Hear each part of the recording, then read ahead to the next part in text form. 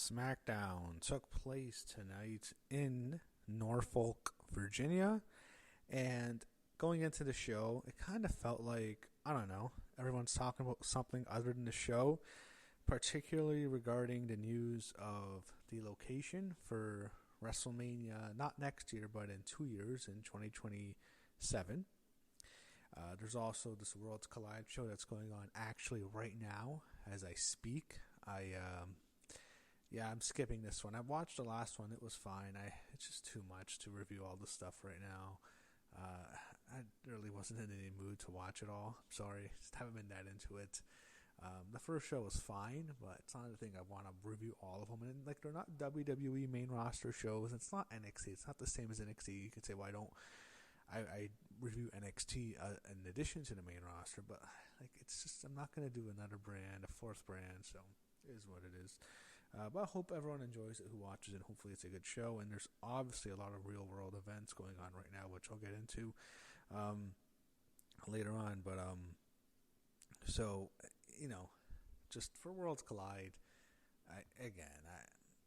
there might be, if there's a match that's really good, I might watch it. I'm not going to do a review. I didn't really do my predictions. There's just nothing on that show that makes you really want to watch it. It just seems like it's going to be an okay show. I didn't watch LRMania, but if they're going to do a Worlds Collide every few months, it's a bit much for me. And I also wanted to mention, it did feel like kind of, I don't know, a phone-in show. I mean, coming off last week was tough because it was the biggest SmackDown of the year. That's in Chicago. This is Norfolk, Virginia. It's not even Richmond, which is the biggest city in Virginia, I believe. But there's multiple NCAA games tonight, college football games, and I think the ratings are definitely going to hurt.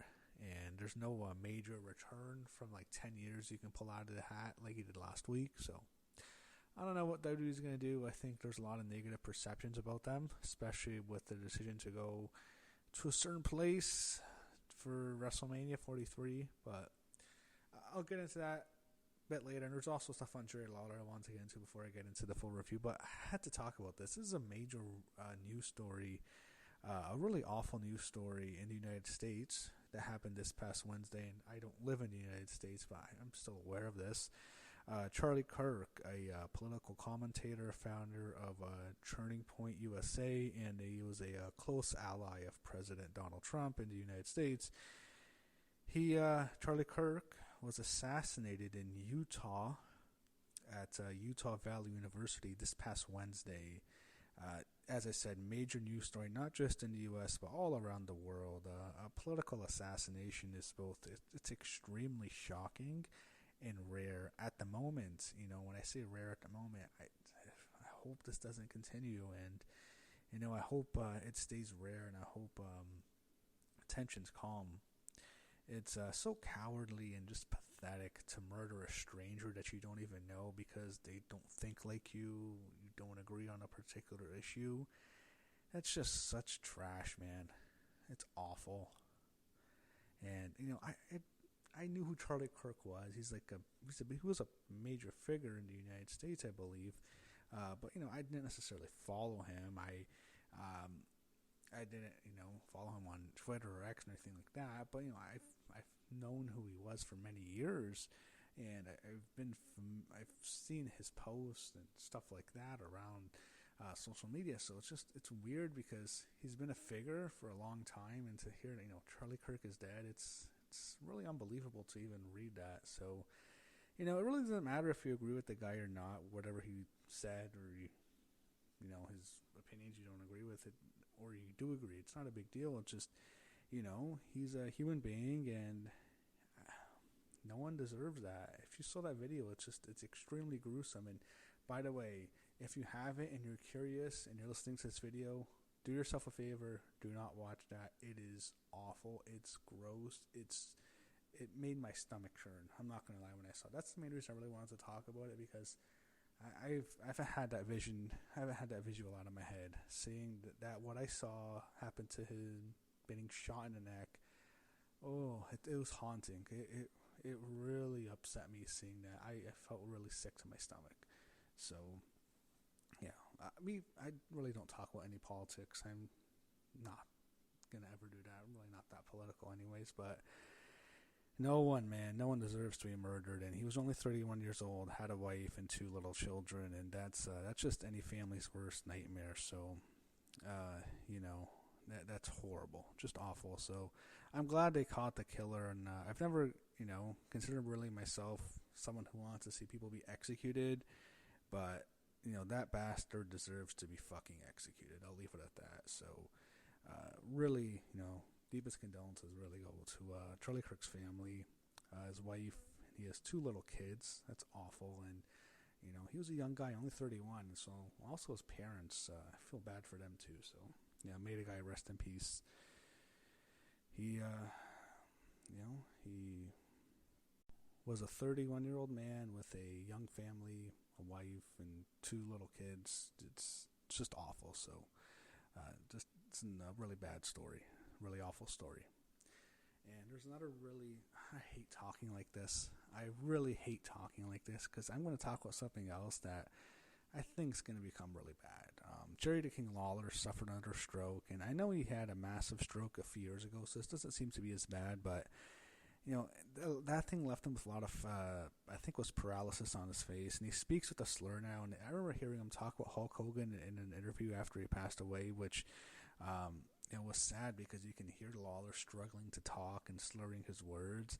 And I don't want to be morbid, but the man is 75 years old. He's had 3 strokes and a massive heart attack 13 years ago now. We all remember where we were when Jerry Lawler had that heart attack on Raw and that weird episode, and Michael Cole was talking, and you know, many of us thought Lawler probably was going to die that night. And you know, the guy has a lot of health issues, and I'm not sure how much longer he's going to be around. And I hate to say that because it's really sad saying this. It's not good, but if you told me that a major wrestling legend would die this past summer, I thought would probably end up being Jerry the King Lawler, and you know, instead it was Hulk Hogan, which I certainly never expected.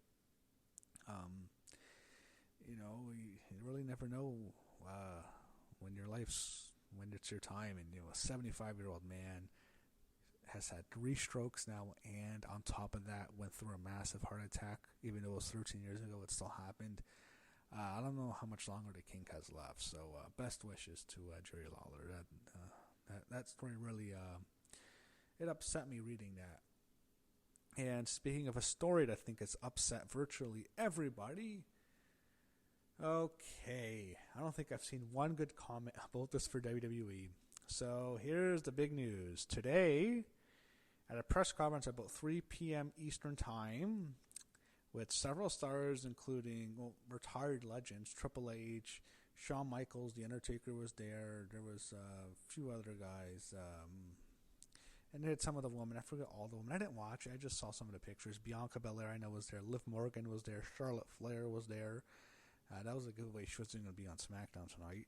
And there was I think Stephanie Vaquer was there. I saw her.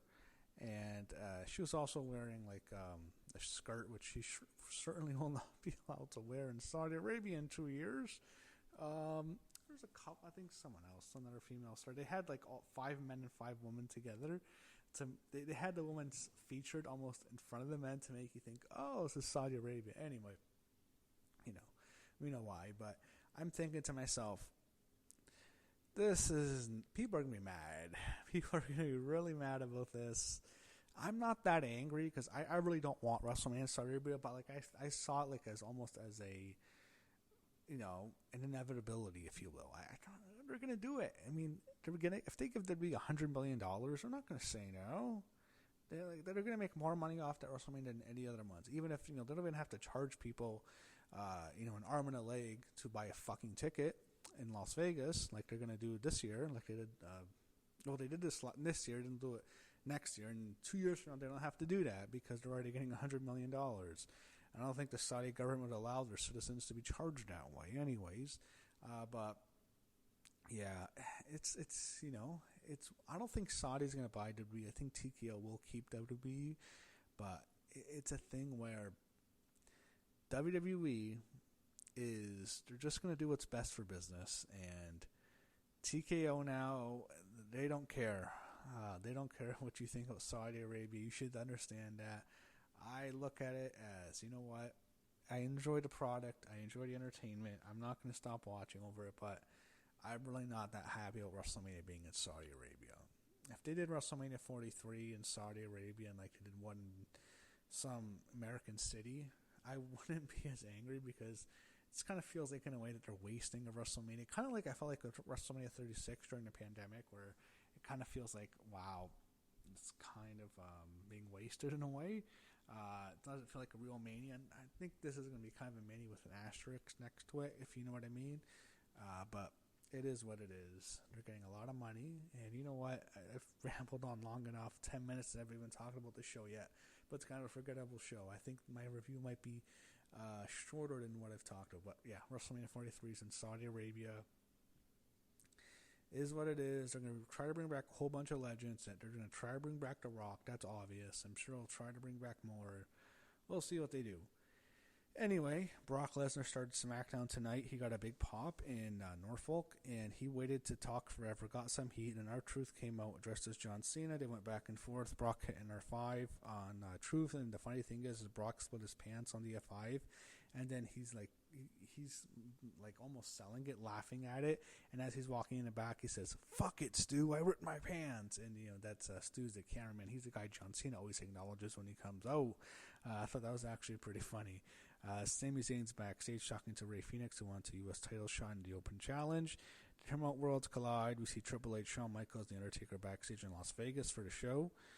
Solo Sikoa video promo, don't give a shit. Then we get Sami Zayn and Rey Fenix. It was a good match, very entertaining, back and forth. I couldn't tell. I mean, maybe I wasn't hearing it right. The audio was off. Were they chanting Sammy sucks? I don't know. It feels like there's some heat on Sammy, but there's a lot of people wanted Phoenix to win, but Sammy got the win in the end. Then you go backstage. Julia and Kiana James walk by B-Fab. She challenges Julia to a match, which Julia accepts, even though it seemed like Kiana didn't want her to. And then we get the match. Julia's out next. She doesn't get much of a pop, unfortunately. She was with Kiana James. Then we go to break. We get a Wyatt 6 video with, and this video is only featured with Bo Dallas, who was Bo Dallas. He was not Uncle Howdy, and there was Eric Rowan. So we didn't see Nikki Cross. And I guess I can understand if they wanted to have Nikki with Bo and Eric because they're not going to be wrestling, so they want to get them featured because Joe Gacy and Dexter Lumis are wrestling. But, I mean, it was a weird thing with Bo and Rowan. I don't even know what happened there, but Wyatt 6 video promo, really, and there's nothing much to this group anymore. So you have B-Fab out, and then Julia comes out with Kiana James, and B-Fab, I think she drapes or hooks Kiana James over the rope, and then Julia's beating down B-Fab, and she takes her down, and she's beating her up, and really before the match can even start, it kind of takes her out, and then Mishin comes out, makes a save. She's waving a kendo stick. She whacks Kiana. Julia retreats, and Mishin stands tall with her friend B-Fab, and I guess we're going to get Mishin and Julia again soon. We see Drew McIntyre lifting weights in the gym in the back. We don't really see them in the gym, so I guess there was a gym in this arena in Norfolk. We see Tiffany Stratton and Jade Cargill held to the ring for their title match. And then they give us the video package. We get the official WrestleMania 43 announcement. It is in Riyadh, Saudi Arabia.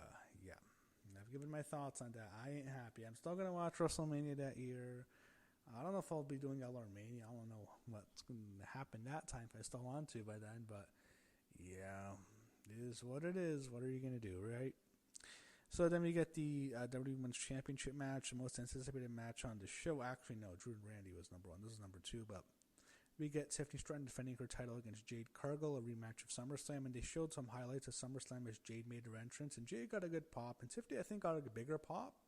But what's interesting is fans got more into Jade, and that was the opposite of what happened at SummerSlam. Tiffany was definitely more over than Jade. They weren't booing her, but here it actually seemed like they kind of booed Tiffany, when especially when they were doing the strike exchange. There was the boo yeah.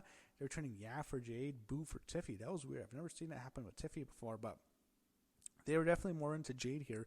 And this was a really good match. They had some good chemistry. I love Tiffany's athleticism, her gymnast, and I love how Jade keeps catching her. It's great. It's almost like Jade is like Tiffany's personal bar. You know, when the ballerina uses the bar, she can like bounce off Jade, and Jade keeps catching her and slamming her. I thought that was so cool. They had really good chemistry. It just shows you how strong Jade is, because Tiffany's, she's pretty muscular, And, for Jade just to, toss her around and throw her around like she's a little girl was actually pretty impressive. So I thought they had good chemistry here, and it was so much better than the SummerSlam match, which I didn't mind the SummerSlam match. I didn't hate the match, but I thought this was much better. So Jade spears Tiffany through the barricade on the outside, and I didn't notice because, the ref was already at, 7, so that kind of made him look stupid. Why would you go for a spear when you're at 7? I guess she wasn't paying attention, and both get counted out. So you have a double count out, and I was thinking to myself, what the fuck? I thought Jade was probably winning the belt tonight, but to me that was a what the fuck kind of finish. Maybe I didn't feel like tonight was more of a high-profile show. They wanted to save it for another time. But I thought that sucks, and I was expecting Nia Jax, to be honest, to cause a DQ if there wasn't going to have a Jade title change. I didn't think Tiffany would win, but I think I could see something where Nia just causes a DQ. But no, Nia Jax comes out after they're both counted out. She starts attacking Jade, and I thought she was going to cause a DQ, really. That's what I thought, why she'd come out, but then I realized she had her counted out. And then she attacks Jade. Tiffany tries to stand up, and then Nia beats down Tiffy. So I hope we don't ever have to see Nia and Tiffany again, but the feud continues with Nia, Jade, Tiffy. I don't know. I hope we don't get a triple threat, which I think we might get next. So Nick Aldis walks by Chelsea Green and Alba Fire backstage. He won a title shot for the women's tag team titles, and I thought, where's Piper? Is she hurt? I don't know.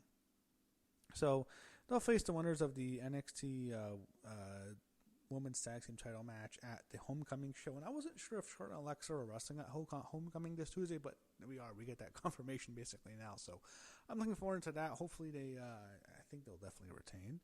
And then he walks into the Miz after. He wants a tag team title shot with Mello, and then Aldis kind of ominous about it because he kind of says something's going to happen. There will be an announcement in a way, but it wasn't what Miz wanted. We see Randy Orton by a weight machine. And then we get a long Brock Lesnar, John Cena video package, their history, their rivalry, them coming into OVW at the same time to now. I feel like I've seen this story a million times, but they replayed it. Drew McIntyre's out next, and then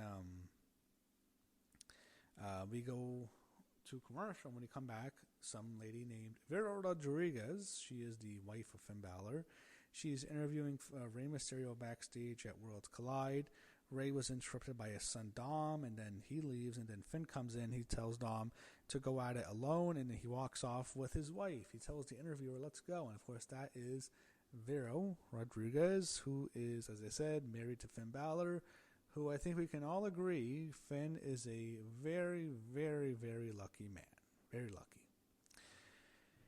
So we go backstage, and this time we're back at SmackDown. Kathy Kelly's interviewing Sami Zayn. And this is backstage. Carmelo Hayes confronts Sami, and he calls a shot. He wants a U.S. title shot in the Open Challenge. Melo calling a shot. Sami complies. I think it'll be interesting to see. I think Melo might get some cheers over Sami when they wrestle next week, but he wants it, and after he confronted him, Sami agrees to it, and he's next. And then Miz comes in, and he confronts Carmelo Hayes. He's mad at him because he's going for the U.S. title instead of going for the tag team titles with the Miz, and that was kind of what the whole tease was. Yeah, there's going to be a title shot, but I mean, it's Carmelo going for a singles title, not Miz going for the tag titles with Carmelo. And they kind of tease some tension, so I guess they're eventually going to split up. Then we get the main event, Drew McIntyre, Randy Orton. I thought this was a very good match. I mean, they had this great series of matches in 2020, and they had that awesome Hell in a Cell, which I loved, but this is not anywhere near that. This was a good match. So there was a lot of bumping of the heads, because Randy, Drew, was cut. Someone got scraped in the forehead, so there was some cuts here. So both guys took some abuse, I thought, in this match a little bit. Probably a little bit too much, to be honest. But you had a good matchup here. They went back and forth. The fans were into Randy, love Randy, but I think a lot of them like Drew as well, and he's a popular heel. So what you have is near the end of the match, I think Randy hits an RKO or something. Drew kind of got out of it, and Randy wants to finish Drew off. He wants to go for the punt. He's going to punt Drew McIntyre in the head. The referee keeps getting involved. He doesn't want it to happen. He thinks the move is too dangerous or something, so he won't let Randy do the punt. That's weird. Eventually, Randy gets the ref out of the way. He's distracted. By that time, Drew's back to his feet, hits a Claymore, and Drew McIntyre pins Randy Orton in the main event, and then he's about to take out Randy. He throws Randy to the outside, and Drew's about to kick Randy into the announce booth just like he did to Cody Rhodes. He's about to hit the Claymore to take out Randy Orton, who will be taken out once again. But then Cody Rhodes comes out, makes a save, and fights off Drew McIntyre to set up their match. And Cody gets a big pop when he comes out after it. And this is like right at the end. It's like 10 o'clock Eastern. So Cody gets on the mic, and he says that the champ is back, and he'll see Drew at WrestlePalooza. So we got another match set up for WrestlePalooza. Cody Rhodes, Drew McIntyre. Pretty big match, and that's how the show ended. Kind of felt rushed at the end. I definitely feel sometimes, more frequently, I don't know, during the Paul Levesque era, I don't know, some would agree, some might not, that sometimes you feel a lot of times the shows are rushed. I feel like under Vince that would never happen. I felt like they would always go off on time. Sometimes with Triple H, you feel a little bit rushed. I don't know. Maybe they're afraid of Vince, but I've always felt like sometimes endings felt rushed, and this felt so rushed. It was weird. But that's how the show ended. We get Cody and Drew at WrestlePalooza, and that's the big show next week. I believe a week from tomorrow. So we have that to look forward to. As for what else is next, we get the big NXT show next week, and we'll see what happens there. So, it's a couple more things on the big... Everyone's pissed off, I get it. WrestleMania in Saudi Arabia and Riyadh. There's going to be a lot of women there, and I think they might go out of their way to put a lot of women's matches on the card. Maybe like 2 or 3, probably 3 each night to show, hey, we have women. We're accepting of all the women, but I just it doesn't bother me how they dress. It's just I kind of think, I don't know. Do I really want WrestleMania to be there? I just don't. It's not really a time zone thing. It doesn't feel like that's a WrestleMania place to me. I don't mind it in Vegas again. I thought they should have kept it in New Orleans, kept their roots, words of New Orleans, but they screwed them. TKO did, but I don't know. I'm still looking forward to watching WrestleMania there. And I'm really not looking forward to watching the Royal Rumble in next January there. I'm really not. I really don't want the Rumble in Saudi Arabia. I wish the Rumble was somewhere else. And I don't even care if it's overseas where it's a time zone thing. I just... Saudi Arabia, do I want to see Rumble? And I'm also thinking about WrestleMania.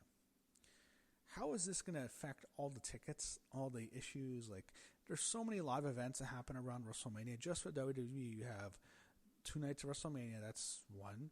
Then they also do the NXT show. There's not going to be an NXT show, I don't think, in 2027 for WrestleMania. So no Stand and Deliver probably. And then you have that. Then you have the Hall of Fame. I don't know how they're going to do for the Hall of Fame, how they're going to book that. Then there's the Raw after Mania. Like, there's so much that happens, like all the WWE world. It's not like I'm going, but it feels like kind of you're there. You follow everything. It's WrestleMania week. It's fun to follow it all, to watch it all. It just sucks that we're not going to get it for a year. And I think there might be more WrestleManias in Saudi Arabia, just like how we all can figure that there's going to be many WrestleManias in Las Vegas. There's going to be a lot of other WrestleManias in Saudi Arabia as well. So I don't know how everyone feels about that. Probably not well, but I don't know. It just feels like, really, this is where they're doing WrestleMania. I wouldn't mind if they did 2 WrestleManias that year. I can kind of live with it in a way.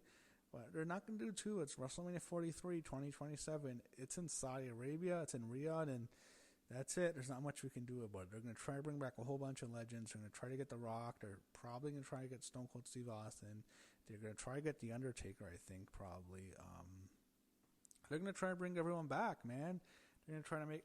I'm sure they'll try to get John Cena, but I hope he keeps his word and stays retired. But they might throw a whole bunch of money at him. They might go after Dave Bautista, I'm sure, maybe.